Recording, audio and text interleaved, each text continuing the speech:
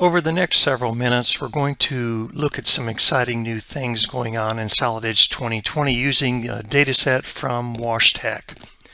Now, Solid Edge has always offered strong sheet metal capabilities, and now we've improved upon those capabilities with new Lofted Flange options. To demonstrate the Lofted Flange, we're going to create a shield for the top of this particular machine.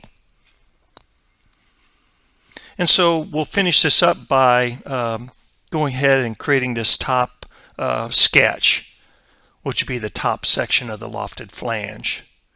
And once we get it sketched, we can go ahead and add a smart dimension just to control the height. Now, a subtle addition with huge impact is this new auto scale option, allowing the rest of the sketch to scale along with any dimensional changes. You'll notice that it just automatically scales up and down as we make the change or edit the value of that dimension. So for some pretty cool stuff. Now that both sketches are created, the Lofted Flange is ready to be created. Notice under the, once we get into the command, notice under the Options Bending Methods tab, a new option was added called Bends. Also available are several ways to develop the bends, so we'll use the number of segments. Now, instead of creating bend lines, this method will create real bends, providing a more realistic and accurate flat pattern. Of course, Solid Edge offers full control of manual vertex mappings, giving you better results a whole lot faster.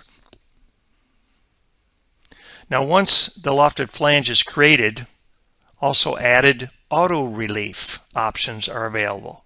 And here you can see we have linear, or we'll change it to spherical, giving you full control. So some really nice things going on with Lofted Flange. Now, for this to mount to the top of the machine, we'll go ahead and add a couple of flanges. And we'll give it a depth. And then maybe we can even add some corner relief.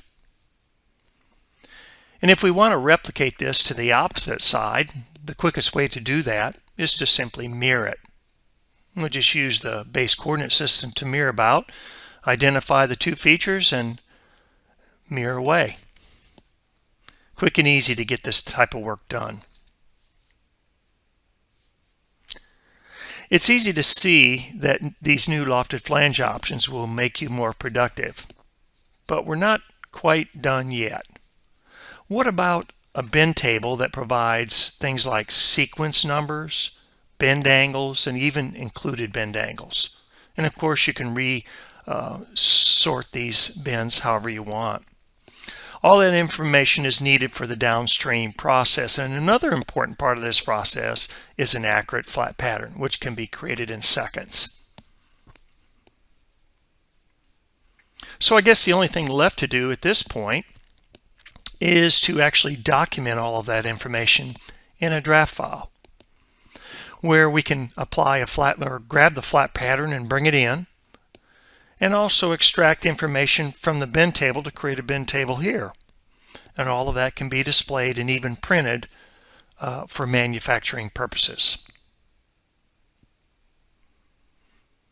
And you can see that we extract all the information in the bend table here in draft as well. Now, we're working in a large assembly.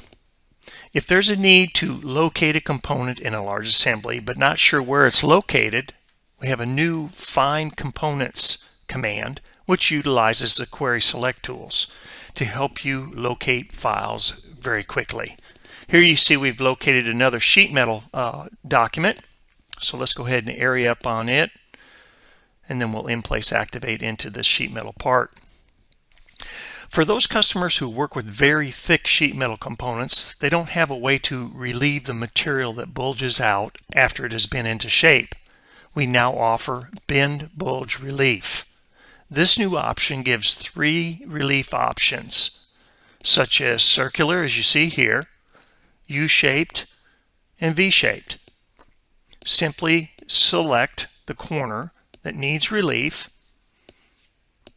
course, put in your values and the option you want to use, select the corners, and let Solid Edge do the rest. And there's the bend bulge relief added. And of course, these carry into the flat pattern. So we'll zoom up on them and you can see that they were also added in the flat pattern. Some pretty neat stuff going on in sheet metal.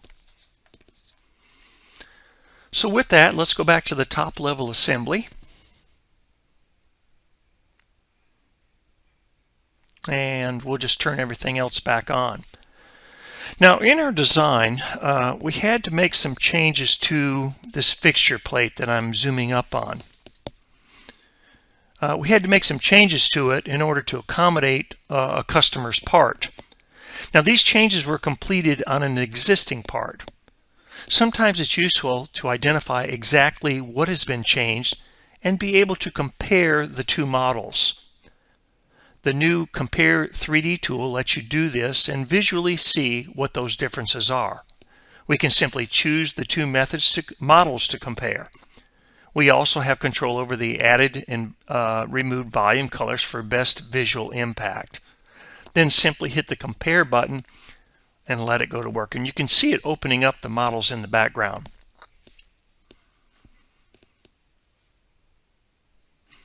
Now once finished, it will show both the models separately, as you can see, as well as a combined view using those colors you selected. All views, of course, are synchronized.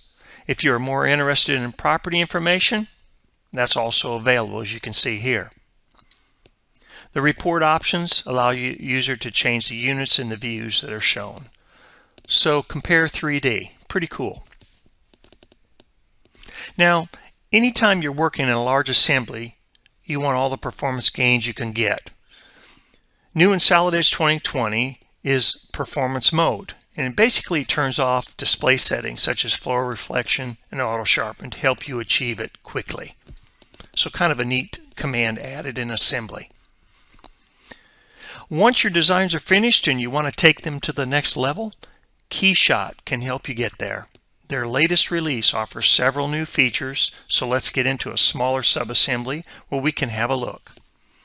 Now one of the cool features added to KeyShot 8 is the cutaway views, and this orange shape I've added will be used to show this new feature. So without further ado, let's get into KeyShot 8 and take a look. Now, of course, KeyShot allows you to add geometry within KeyShot, such as cylinders, cubes, and spheres. So it's not required that you create anything like I did, but I wanted to do this for this particular model. All you have to do is double-click on that orange shape in this case and change the type to cutaway. They also offer different capping styles for the cutaway. Now that that shape is set, the only thing left to do is to use the Move tool to start moving the cutaway shape over the assembly. And right away you'll notice it removing the materials. Pretty cool. And we'll zoom up on it a little bit and you can get a little bit better view.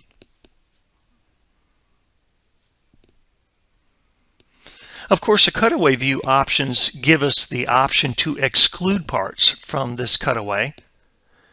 So let's go ahead and exclude the inner basket where you can see it's cut away the handle and part of the box.